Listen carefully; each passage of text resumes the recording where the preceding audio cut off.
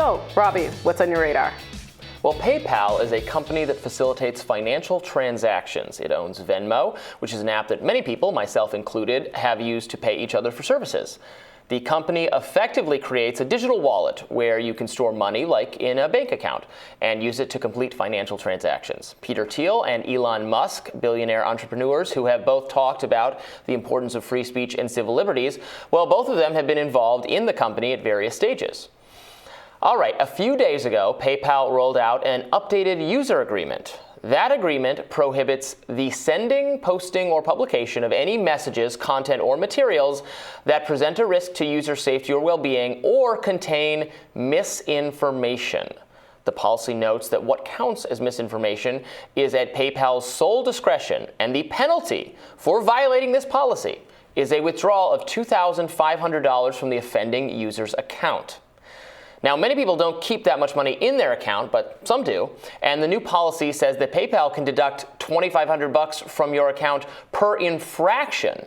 So someone who spreads quite a bit of so-called misinformation could stand to lose a great deal of money. This is obviously incredibly worrying. For one thing, efforts to police misinformation have been prone to significant error and significant overreach. Governments, media organizations, and tech platforms have all made serious attempts to limit the spread of misinformation by cracking down on speech that they thought was wrong or dangerous. But time and time again, these measures have resulted in censorship of legitimate discourse. Facebook, for instance, took great pains to prevent users from theorizing that COVID-19 emerged from a lab. Twitter faced pressure from the Biden administration to purge accounts that criticized the mainstream consensus on vaccines, masks, and other subjects.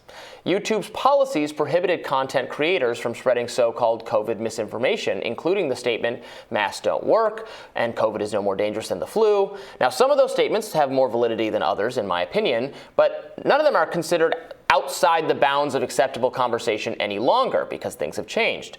That which the misinformation gatekeepers termed misinformation is now just information, which makes you question the wisdom of punishing people for spreading it. And the government's so-called misinformation experts have performed no better than media organizations or social media platforms. Remember Nina Jankowicz, who was chosen as director of the Department of Homeland Security's Disinformation Governance Board?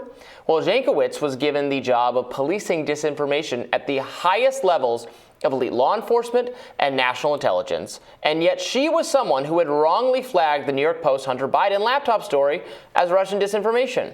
It wasn't. We all know that. Today, we know the laptop was real, so was the story. Okay, so back to PayPal. So there is some good news here. The company has said in a statement that the update, was a mistake. Quote, an AUP notice recently went out in error that included incorrect information, a PayPal spokesperson told Fox Business. PayPal is not fining people for misinformation, and this language was never intended to be inserted in our policy, end quote. So you can take that for what it's worth. Maybe the update was a genuine error, or maybe PayPal simply received so much criticism over the last few days that they're changing course. But, this is an important but, as Eugene Volokh, a law professor and one of my colleagues at Reason Magazine, he points out that PayPal does still have a policy. It was already on the books and states that you may not use the PayPal service for activities that relate to the promotion of hate, violence, racial or other forms of intolerance that is discriminatory, or the financial exploitation of a crime. Now, violating that policy can also result loss of $2,500. Volokh warns that sharply criticizing religion or government officials maybe, well, that could be construed as the promotion of hate and could theoretically violate that policy. Sounds like a good reason to think twice about using PayPal, writes Volokh. I've just withdrawn the $1,000 I have in my PayPal account, and I'm starting the process of disentangling myself from the service to the extent possible. That sounds like a good plan to me. So I don't know, what do you think about this, Alimi? Pretty crazy, right? Yeah. Like, this is not being adjudicated in a court of law, and this is just a company. So if you've given them this money, I mean, it's your money. They're saying they're just going to deduct. Now they're saying they're not doing the misinformation thing. Yeah. But if you read the fine print, there are other grounds for because what we term hate. Yeah. You know. Listen, I understand we are in a time of misinformation on both sides. I think there's misinformation all around. No one reads anything. A lot of clickbait, a lot of headlines. I think that goes true all around the internet, but I'm against any boards, anybody trying to be the gatekeeper or the deciding factor on who censors it or who figures out what is misinformation or what isn't. Also, information evolves. So when you decide it might be, it might not, the same reason. So I'm actually on your side with that general reasoning. Plus, I'm just always wary of anything that seems like it's going to take us into Big Brother territory.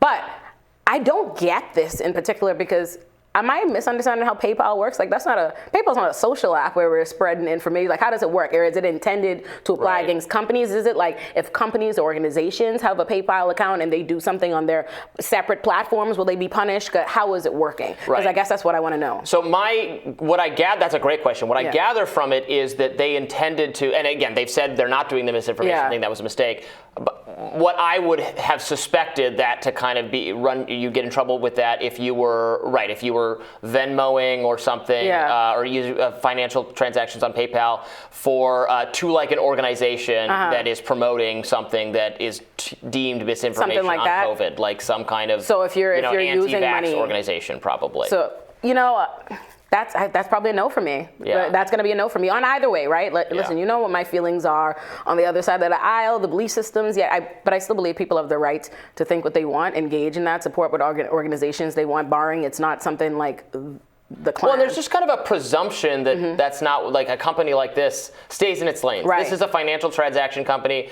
Like, if you commit a financial crime, I guess you're going to get thrown off the platform. But they're not.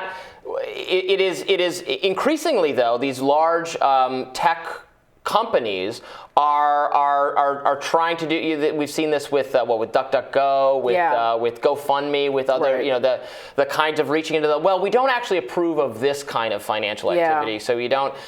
And look, they can do that, but they should. They first of all, they need to be upfront. I think they need to be upfront. Like, look, this is a platform. This is a service only for, I guess, liberals or something who agree. Yeah. I mean, that's the thing. It seems like they're being deliberately vague around this. I can only imagine, in my mind, if they have this policy in place. I don't think there's anything wrong with a policy that says you're not allowed to engage in hate and crimes and discrimination and things that are just universally. We have pretty much those rules anywhere and anything that you agree to. I don't think that's a problem. Fining people is a different conversation. Stealing $2,500 from me is a cause to fight. Right, it's your money. Right. that you would have under this policy, I guess, foolishly just let them. No, we have to fight. No, we have to fight. If you take $2,500 from me, we have to fight regardless. And because I think and also how much is intention being incorporated into this? Because you can spread misinformation by mistake. You tweet out the wrong thing. You say, oh no, I didn't. You correct this. You change this. But a $2,500 hit, which is why it led me to believe maybe this is about going after organizations, which I think that is a little bit different. And it's just changed so many. You used to be. You were not allowed to say under various social media policies. You couldn't say the vaccines don't stop the spread of COVID. But now we all know that's essentially true. It stops you from getting very ill, but the vaccines are not really holding back cases. That's not a contested thing. I can't get into that. I am not qualified to pretend to be a COVID expert. I do know, I will say this is the only thing I could give as my personal anecdote is that I'm vaccinated, boosted, and I ain't never had COVID. Not one time, Robby, and I don't know if I'm built different, but I might be pro-vaccine. I'm pro-vaccine as well. Yeah. But it's just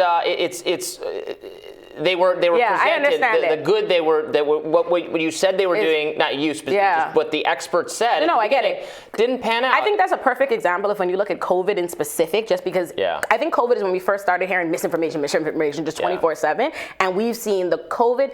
I don't even know where the COVID dialogue is at this point. It's changed so much in both, who knows, right? Who knows what's true, what's valid? Because just the other day I said to my friend, I think I need to get boosted, right? I need to get boosted every 6 months. He was like, no, that's done. It doesn't work. I'm like, what? But when did it change? You didn't update me. So I do think it has changed. I think that's a perfect example, Robby, on how your friend's got to look out for using PayPal.